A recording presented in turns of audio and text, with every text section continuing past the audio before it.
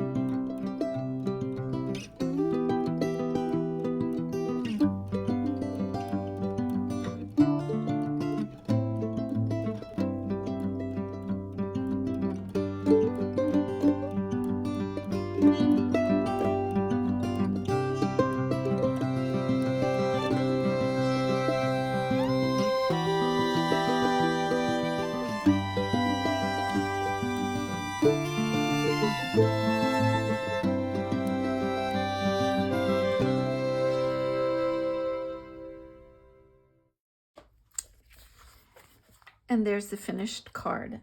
I want to give credit to Kim Guerrero. Hopefully I'm pronouncing that right. I cased yours. I just love the simplicity. I used the brushed gold in the back, but like I said, in the description is all the supplies that I use. Decorated the envelope, decorated the inside. Thank you again for watching. Hope you have a good day, and we'll see you next week. Bye.